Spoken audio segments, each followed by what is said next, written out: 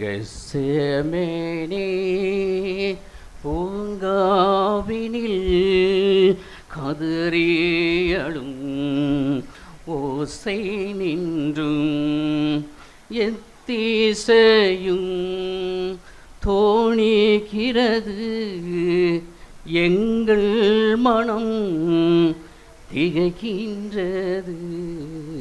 கருணை உள்ள தேவசுதன் கனத்த சிலுவை பாரத்தாலே, கருணை உள்ள தேவசுதன் கனத்த சிலுவை பாரத்தாலே.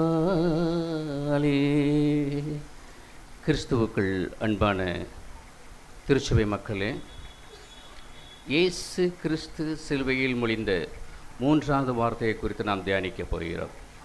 இதற்கு முன்பதாக நடந்த ஒரு வார்த்தை என்னவென்றால், முதலாவது வார்த்தை அவர் சொன்னார், பிதாவே இவர்களை மன்னியும், பிதாவே இவர்களை மன்னியும், நான் மன்னித்து விட்டேன்.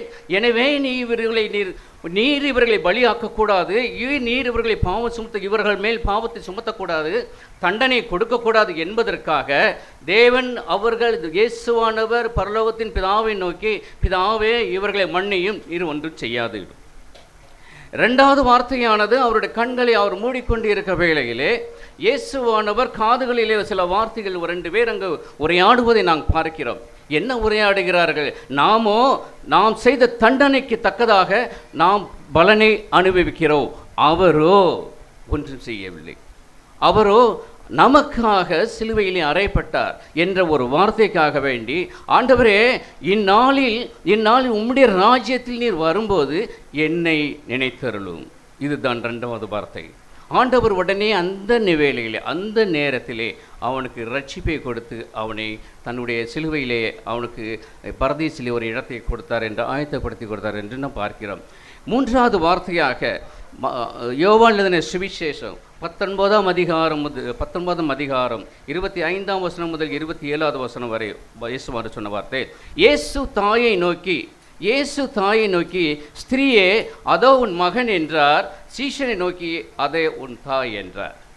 கிறிஸ்துவுக்குள் அன்பான பெரியவர்களே, இயேசுனுடைய வாழ்க்கையிலே கொண்டு நாம் பார்க்கக்கூடிய காரியம் என்னவென்றால், அவருடைய தாயை பார்த்து பராமரிப்பதற்காக வேண்டி தாய் அங்கே உற்று நோக்குகிறார். ஐயோ, ஒரு வார்த்தை இருக்கிறது சொல்லி எல்லாரும் சிதறடித்து ஓடிவிட்டார்கள், சீஷர்கள் ஓடிவிட்டார்கள், இப்போது பார்க்கிறார் தாயாவது அங்கே இருப்பாளா என்று பார்க்கிறார்.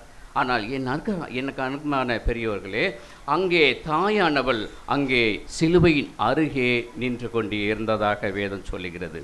எனக்கு அன்பான தேவச்சன்னமே, எவ்வளவு மகன் மீது தன்னுடைய அன்பை வைத்திருக்கிறாள் என்பதை நீங்கள் பார்த்திருக்க வேண்டும்.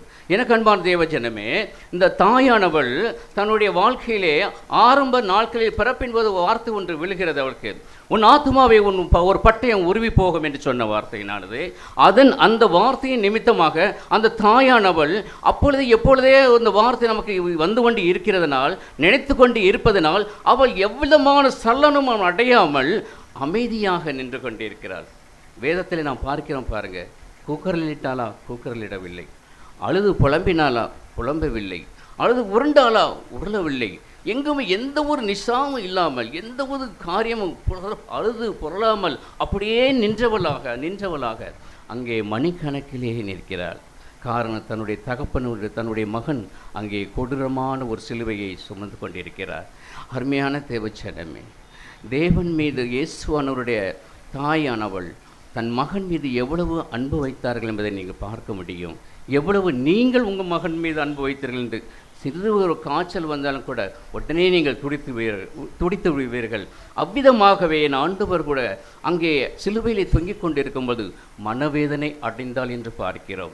மனவேதனை அடைந்தால் வேதனையிலே அதை ஒரு காரியத்தை சொல்லுவார்கள், பாடுகளிலே, இந்த உலகத்திலே பாடுகளிலே மிகவும் பாடுபட்ட ஒரு மனிதர் என்றால் அவர் இயேசுவானவர் தான் இருக்க வேண்டும். அதே போன்று மனவேதனையிலே அடைந்த ஒரு ஸ்திரீ ஒருத்தி இருப்பாள் என்றால் அவள் மரியாளாதால் இருக்க வேண்டும், இயேசுவின் தாயானதாக இருக்க வேண்டும். எவ்வளவு தேவன் மீது அன்பு வைத்தாள் என்பதை நீங்கள் பார்க்க வேண்டும்.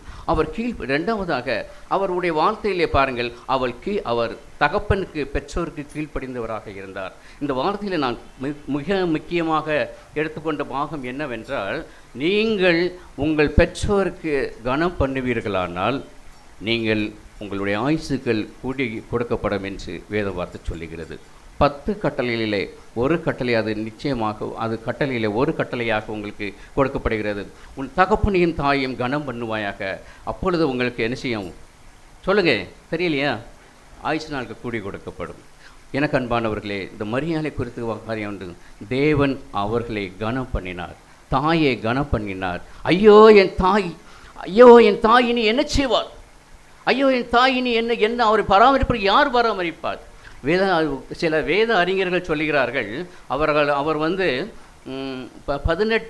வயதில் அவருடைய தகப்பனார் இறந்திருக்க வேண்டும் என்று வேத அறிஞர்கள் கூற்றுகள் படி. அப்போது 18 வயது முதல் 30 வயது வரைக்கும் அவர் தாயை பராமரித்து வந்ததாக வேத அறிஞர்கள் கூறுகிறார்கள். எனக்கான தேவஜனமே, இந்த வயதிலே இந்த 30வது ஊழியத்துக்கு அவர் சிலுவையில் அறையப்படும் பொழுது தன் தாயை யார் பராமரிப்பார் என்ற ஒரு கேள்வி அவர் உள்ளத்தை தொழுகிறது. அவர் உள்ளத்தை தொழுகும் பொழுது தான் சேவன் அங்கே சிலுவையை பார்க்கிறார். தன் தாயை பராமரிப்பதற்கு ஒரு மனுஷனை காண்கிறார். அவன் யார் என்றால் யோவான் என்ற மனிதனை காண்கிறார்.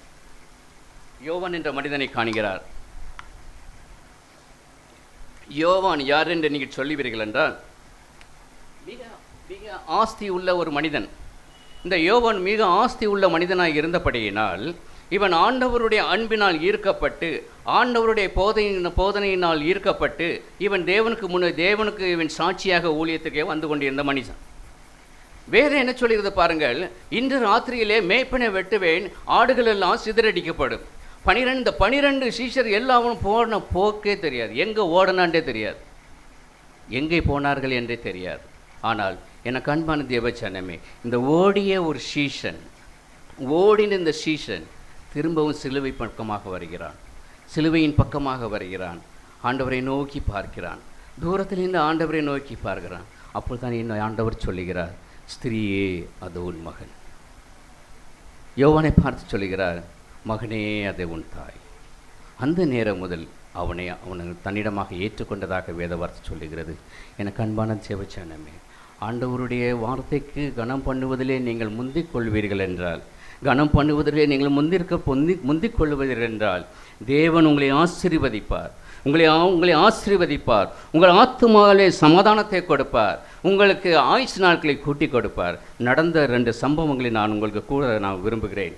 எனக்கு தெரிந்த மிக தெரிந்த ஒரு சபையிலே ஒரு தாயை நான் அறிவேன். நீங்கள் யார் என்று யூகித்து கொள்ளலாம், நான் சொல்ல மாட்டேன், பேரெல்லாம் சொல்ல மாட்டேன். தாய் அருமையான தாய், பக்தியான தாய், அருமையான ஆண்டவருக்காக எப்போதும் ஜெபித்து கொண்டே இருக்கிறார், சபைக்காக மக்களுக்காக ஜெபித்து கொண்டிருக்கிறார். வயது முறிந்தது மருத்துவர்களே நோய்வாய்ப்பட்டு இருக்கும் பொழுது அவருடைய மகனானவர் அவர் தாயின் மீது அன்பு கொண்டவராய் கனம் பண்ணுகிற விதமாய் 4 மாடி வரைகளை அப்படியே தனியாக இறக்கி கொண்டு வந்தார்கள். 4 மாடி அவர்கள் இறக்கி கொண்டு வந்த மருத்துவமனையிலே சேர்த்தார்கள். எனக்கு அன்பான தேவச்சனமே, மருத்துவர்கள் கைவிட்டார்கள். ஐயா, இவர்களுடைய ஆயுசு நாளுக்கு குறைவுதான் ஐயா, மருத்துவமனையிலே நீங்கள் பார்க்க வேண்டாம், நீங்கள் வீட்டில் சென்று எவ்வளவு நாட்கள் இருக்கிறார்களோ அதை பார்த்து கொள்ளுங்கள். அந்த மகன் பாருங்கள், மீண்டுமாக 4 மாடி அப்படியே அந்த தாயை தூக்கி சென்றார்கள். அந்த தாயை அப்படியே தூக்கி சென்ற நிமித்தமாக மகன் ஆசீர்வதிக்கப்பட்டிருக்கிறார். தேவனுடைய காரியத்துக்காக உழைத்து கொண்டிருக்கிறார். தாயை கனம் பண்ணின மனிதன் இந்த தேவனோட ஆசீர்வாதத்தை பெற்றுக்கொண்டிருக்கிறார். நல்லது. எனக்கு அன்பானவர்களே, தேவனுடைய ஆயுசு அவர்களுக்கு கூட்டி கொடுக்க வேண்டும் என்று நான் செபிக்கிறேன். எனக்கு அன்பான இன்னொரு குடும்பத்தை நான் அறிவேன். பாடலிலே முதலால் எந்த வகையிலும் முதலாளாக இருந்தார்கள். எனக்கு அன்பானவர்களே, எல்லா காரியத்திலும் முதலாளாக இருந்தார்கள். தாயின் மீது கனம் பண்ணினார்களா? நான் இப்போ ஒரு கேள்வி சொல்லுவேன். தாய் மட்டும்தான் சொல்லிடாதங்க, மாமியாரையும் சேர்த்து தான் சொல்லுகிறேன்.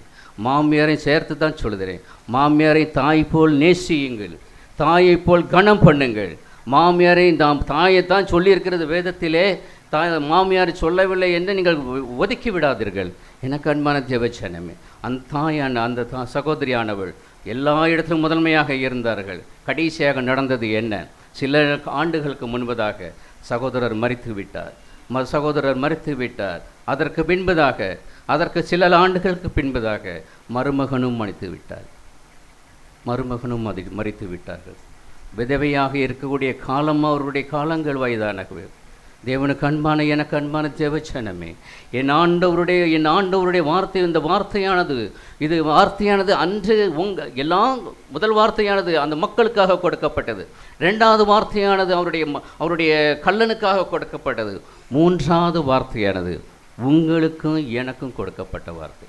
இதில் இந்த பாடம் வந்து யாருக்கும் இல்லை. இந்த பாடம், இந்த வார்த்தையானது நமக்கும் உங்களுக்கும் கொடுக்கப்பட்ட வார்த்தை.